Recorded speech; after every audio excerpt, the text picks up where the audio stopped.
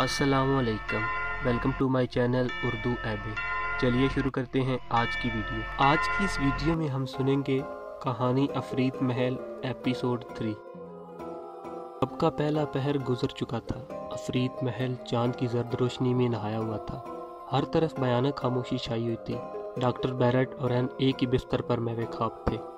Fisher अपने कमरे में सोया हुआ था और फ्लोरा अब फिर अपने कमरे में तन्हा ही सो रही थी। अचानक आहट हुई, जैसे कोई परिंदा फड़फड़ाया हो। फ्लोरा की आंख खुल गई। इस आहट पर फ्लोरा का दिल बुरी तरह लर्जने लगा और वो कांपने लगी। उसने हिम्मत करके इधर उधर देखा। उसकी नजर खिड़की पर पड़ी।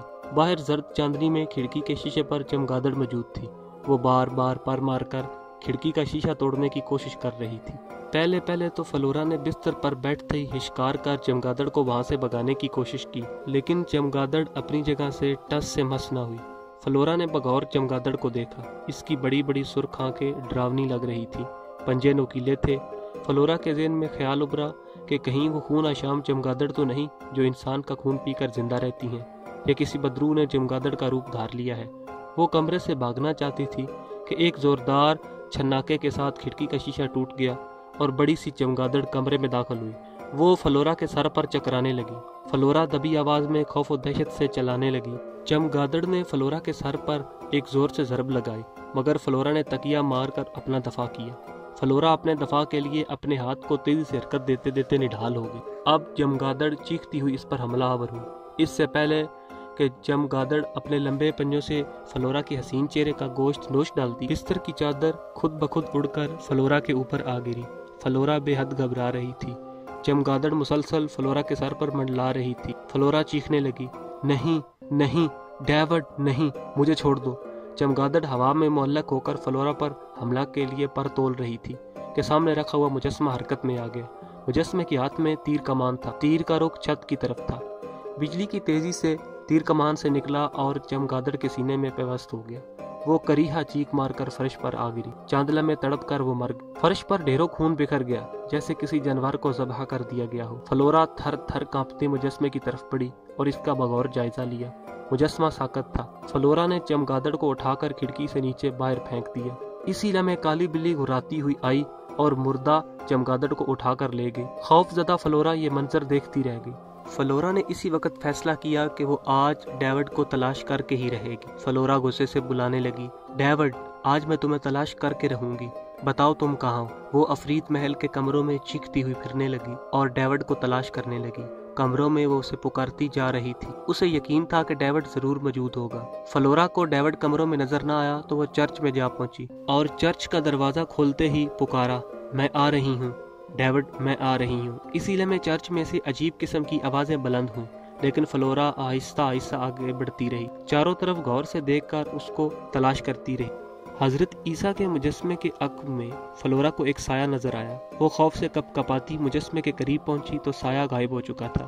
अचानक मुजस्मे में हरकत हुई और फिर धात का बना कई मन वजनी मुजस्मा फ्लोरा के ऊपर आ गिरा। फ्लोरा को पीछे हटने की मोहलत न मिली। वो मुजस्मे के नीचे दबकर शदीद जख्मी हो गई। इसका सर फट गया। खून बड़ी तेजी से निकलने लगा। उसे यकीन था कि वो मर जाएगी। इसने मुजस्मे के नीचे से निकलने की कोशिश की, लेकिन वो वजनी मुजस्मे के नीचे बेबस हो गई। वो सांस लेने में दुश्वारी महसूस कर रही थी। उसने किसी कदर अपने जिस्म को ऊपर उठाकर अपनी उंगली खून में भरकर मुजस्मे पर अपने खून से बी लिख कर दायरा बना दिया।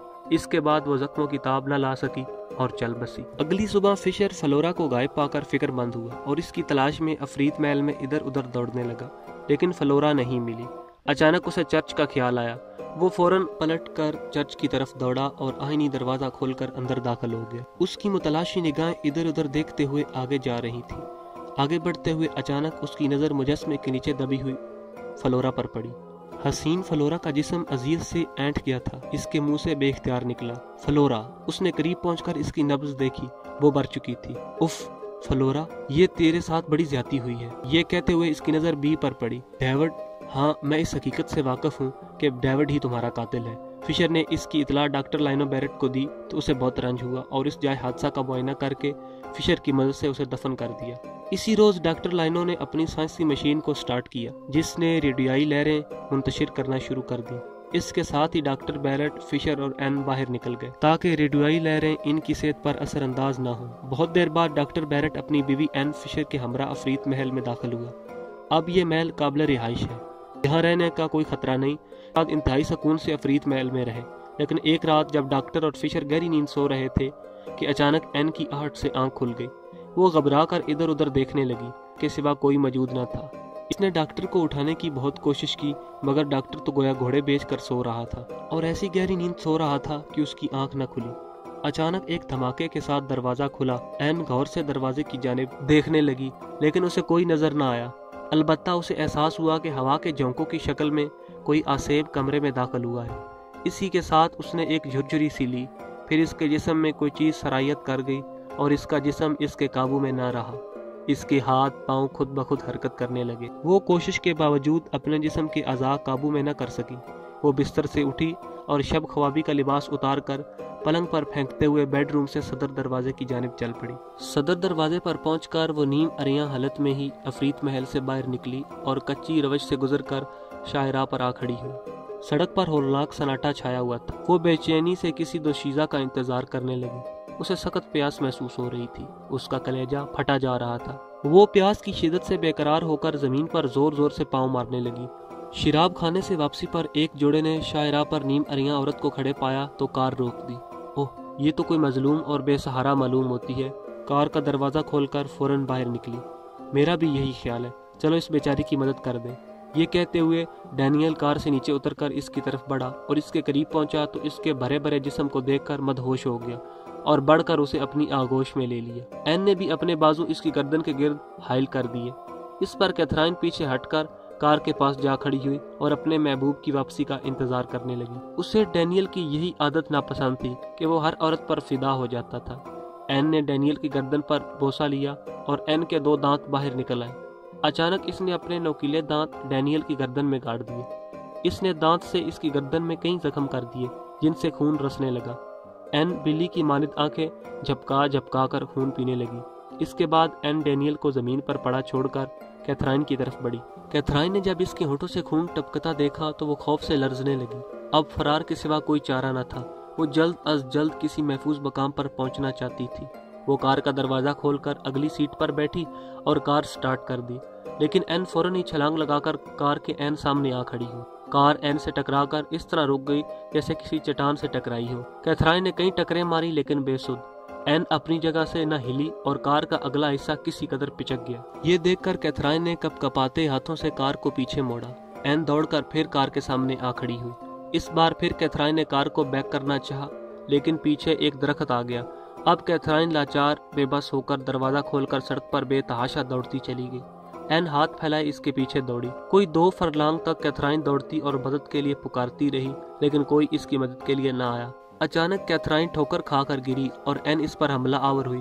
پہلے اس نے اپنے بازوؤں کی گرفت مضبوط کر کے اس کے کپڑے نوچ ڈالے، پھر اس کے جسم پر جگہ جگہ کاٹ کر اس کا خون پینے لگی۔ جلد ہی کیتھرائن خوف و دہشت اور زخموں کے سبب بے ہوش ہو گئی۔ این کافی دیر تک اس کے جسم سے رسنے والے خون سے لطف اندوز ہوتی رہی، حتیٰ کہ کیتھرائن چل بسی۔ این اپنے آپ کو بڑا مسرور اور تر و تازہ محسوس کر رہی تھی۔ اس نے کیتھرائن کی لاش کو کندھے پر اٹھا کر چلنا شروع کر دیا۔ جب وہ ڈینیل کی لاش کے قریب پہنچی تو اسے دیکھ کر زمین پر پٹک دیا۔ پھر وہ افریت محل میں داخل ہوئی اور پھاوڑا لے کر واپس لاشوں کے قریب آ گئی۔ پھاوڑے کی مدد سے گڑھا کھود کر لاشوں کو دفن کر دیا اور کار سٹارٹ کر کے باہر چھلانگ لگا دی۔ کار دور ایک درخت سے ٹکرا کر رک گئی۔ اس کے بعد این بڑی خوشی سے افریت محل میں داخل ہوئی۔ اس کے ساتھ ہی این کو احساس ہوا کہ اب اس کا جسم بہت ہلکا پھلکا ہو گیا ہے اور اس کے اعضاء اس کے قابو میں ہیں۔ وہ مارے شرم کے تیزی سے سیڑھیاں چڑھتی ہوئی اپنے خوابگاہ میں پہنچی اور لباس زیب تن کر کے گزرے ہوئے واقعات پر غور کرنے لگی کہ آیا وہ سب حقیقت تھا یا کوئی بھیانک خواب دیکھ کر میں بیدار ہوئی ہوں۔ وہ ڈاکٹر کے ساتھ پلنگ پر لیٹ کر سوچنے لگی۔ ابھی وہ کسی نتیجے پر بھی نہ پہنچی تھی کہ اسے نیند آ گئی۔ اگلا دن خیر و عافیت سے گزرا، لیکن اگلی رات کے 12 بجے جب این اور فشر گہری نیند سو رہے تھے کہ ڈاکٹر اپنی سائنسی مشین پر پہنچا اور یہ معلوم کرنے کے لیے کہ اب یہ جگہ واقعی ہر قسم کے اثرات سے پاک ہو گئی ہے یا نہیں، اپنی مشین سٹارٹ کی۔ اثرات بتانے والے میٹر کی سوئی 0 پر آ کر رک گئی، جس سے ظاہر تھا کہ اس وقت افریت محل ہر قسم کے برے اثرات سے پاک ہے۔ ڈاکٹر نے خوشی سے خوش نما کمرے کی دیدہ زیب اشیاء پر نظر ڈالی اور پھر سوئی کو دیکھنے لگا۔ सुई ने अचानक हरकत की और धीरे धीरे सिरकती हुई 0 से 10, 10 से 20 और 20 से 30 के दर्जे तक बढ़ी। ये देखकर डॉक्टर खौफ से लरजने लगा। ये पहला मौका था कि डॉक्टर को खौफ महसूस हो रहा था। इसका जिस्म कांपने लगा। वो कप कपाते हुए पीछे हटा। शोकेस पर रखी हुई शीशे की सुराही एक जोरदार धमाके के साथ बम की तरह फटी और इसकी किरचों ने डॉक्टर बैरेट के चेहरे को लहूलुहान कर दिया। सुबह के 4 बजे अचानक एन को एहसास हुआ कि वो बिस्तर पर तन्हा सो रही है। वो हड़बड़ाकर उठी और इधर उधर देखने लगी, लेकिन डॉक्टर उसे कहीं भी दिखाई न दिया। वो अपने शोहर को गायब पाकर नीचे मशीन पर पहुंची। मशीन बंद पड़ी थी और फर्श पर खून के कतरे जमे हुए थे, लेकिन डॉक्टर का नामो निशान तक न था। वो खौफ से लरजती हुई फिशर के कमरे में पहुंच। फिशर गहरी नींद सो रहा था। वो बेतहाशा इसके कंधे पर मुक्के बरसाने लगी। फिशर कौन है? वो घबराकर उठ बैठा। क्या बात है? डॉक्टर गायब है, खुदा के लिए उसे तलाश करो, एन रूहान सी होकर बोली। वो मशीन पर नहीं है? फिशर आंखें मलता हुआ बोला। नहीं, मैं अभी वहीं से आई हूँ, एन अफसरदा लहजे में बोली। ये सुनकर फिशर बिस्तर से कूदकर गिरजे की तरफ बढ़ा। एन फिशर के पीछे चल पड़ी। फिशर गिरजे का दरवाजा खोलकर अंदर दाखिल हो गया। जो ही थोड़ा सा आगे बढ़ा, इसकी नजर डॉक्टर की लाश पर पड़ी, जो एक आईनी फानूस के नीचे दबी पड़ी थी। इसके साथ ही एक फलक शगाफ चीख बुलंद हुई। ये एन की चीख थी, जो ये खौफनाक मंजर देखकर डर गई थी। फिशर एन की तरफ बढ़ा तो एन फिशर से लिपट कर रोने लगी। हौसला रखो, जो होना था हो चुका, अब रोना बेसुध है। ये कहते हुए एन से जुदा होकर गुस्से से चिल्लाया, डेविड, अगर हिम्मत है तो मुझे कत्ल कर, मुझे अभी कत्ल कर, डेविड, मुझे अभी कत्ल कर। वो बार बार ये तकरार कर रहा था। एन फिशर से चंद कदम पीछे खड़ी थी।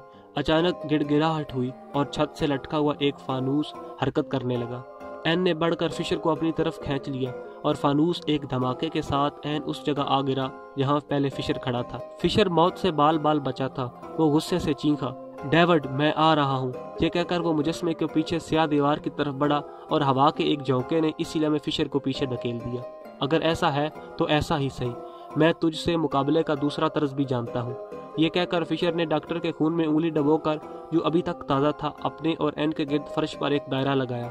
इसके साथ ही वो एन को बैठने का इशारा करके खुद भी बैठ गया। एन, आंखें बंद कर लो और किसी भी सूरत इस खूनी दायरे से बाहर ना निकलना। ये कहकर वो आंखें बंद करके कुछ पढ़ने लगा। आनन फानन सामने से खून खवार कुत्ते के भौंकने की आवाज आने लगी। फिशर ने यह सोचकर कि कहीं एन खौफजदा होकर दायरे से बाहर न निकल जाए, एन का एक हाथ मजबूती से पकड़ लिया। कुत्ते दौड़ते हुए आए और दायरे की खुनी लकीर पर यूं रुक गए जैसे इनके सामने कोई शीशे की दीवार हो गई हो। फिशर बुलंद आवाज में इल्म पढ़ता रहा। कुछ देर कुत्ते इंतहाई खौफनाक अंदाज में भौंकते रहे, जिससे एन इतना खौफजदा हो गई कि उसका खून खुश्क होने लगा। लेकिन फिशर उसे तसल्ली देने के साथ साथ इल्म पढ़ता रहा। उसने खून में डूबी हुई उंगली से एक निशान अपने और एक निशान एन के माथे पर लगाया और एन को आंखें खोलने की हदायत की। एन हैरत से कुत्तों को देखने लगे। वो इन दोनों से खौफजदा होकर कुछ इस अंदाज से पीछे हट रहे थे कि जैसे कोई इंतहाई खौफनाक पुरस्रार कुव्वत इनके सामने खड़ी हो। वो खौफ से पीछे हटते हटते एक खिड़की से छलांग लगाकर रूपोश हो गए। फिशर ने खड़े होते एन को भी खड़ा किया और जोर से चीखा, डेविड, होशियार, मैं आ रहा हूँ। ये कहते हुए वो एन के हमरा आगे बढ़ा। एन ये देखकर खौफजदा हो गई। मैं आ रहा हूँ, डेविड, मैं आ रहा हूँ। एन ये देखकर हैरत ज़दा हो गई कि जूं जूं वो दोनों आगे बढ़ते, खूनी दायरा भी रेंगते रेंगते फर्श पर आगे सिरकता जाता। वो बढ़ते हुए सियाह दीवार के बिल्कुल करीब पहुंच गए। खौफनाक आवाजों के साथ गिरजा घर गूंजने लगा, लेकिन फिर अचानक एक छनाके के साथ एक शीशा टूटा और इसके साथ ही गिरजे में मुकम्मल सुकून हो गया। फिशर सियाह दीवार पर हाथ फेरने लगा। इत्तफाक से इसका हाथ एक हैंडल से टकराया। इसने हैंडल घुमाया तो एक दरवाजा खुल गया। फिशर एन को लेकर दरवाजे के अंदर दाखिल हुआ। सामने कुर्सी पर एक खौफनाक शक्ल की इंसानी लाश बैठी हुई थी। ये डेविड है, ये कहकर वो एन की तरफ देखने लगा, जिसने खौफ से मुंह ढांप लिया था। हिम्मत से काम लो, अब ये मर चुका है। ये कहकर फिशर कमरे की चारों दीवारों को गौर से देखने लगा और फिर इसके मुंह से बेख्तियार निकला, ओह, अब समझा, खूब समझ गया। क्या? एन ने हैरत से पूछा। ये शीशे की दीवारें हैं। किसी भी किस्म की रेडियोई लहरें या शुआएं इन दीवारों से नहीं गुजर सकती। डेविड मौत से जरा कबल इन दीवारों के अंदर महफूज होकर बैठ गया। मौत के वक्त वो मर गया, लेकिन इसकी रूह आसमान पर न जा सकी। इन दीवारों ने उसे रोक लिया। इस तरह डेविड मरकर भी जिंदा रहा और इसकी नापाक रूह इंसानों का कत्ल आम करती रही। इसके बाद फिशर प्रोफेसर और डेविड की लाशों को एन की मदद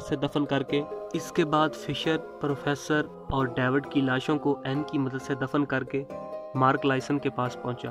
اور اسے تمام واقعات تفصیل سے سنائے۔ فشر کے کہنے کے مطابق افریت محل اب ہر قسم کے اثرات سے پاک ہو چکا تھا۔ مارک لائسن کو واقعات سن کر بڑا رنج ہوا اور مکان کے بدبو سے پاک ہونے کی خوشی بھی ہوئی۔ اس نے ان دونوں کو انعامی رقم مساوی تقسیم کرنے کی کوشش کی، لیکن ان دونوں نے رقم لینے سے انکار کر دیا۔ چند ہی روز بعد صبح سویرے افریت محل کے قریب پھر ایک لڑکی کی لاش پائی گئی، جس کے ساتھ انتہائی ظلم و بربریت کا مظاہرہ کیا گیا تھا۔ اس کے جسم پر دانت کے کانٹے کے بہت سے زخم تھے۔ کسی ڈریکولا نے اس کی آبرو ریزی کرنے کے بعد اس کا تازہ خون پیا تھا اور پھر فرار ہو گیا تھا، لیکن کہاں، یہ کوئی نہیں جانتا تھا۔ پولیس نے اس کی لاش کا پوسٹ مارٹم کر کے اسے دفن کر دیا۔ جاری ہے کہانی افریت محل، باقی اگلی ویڈیو میں۔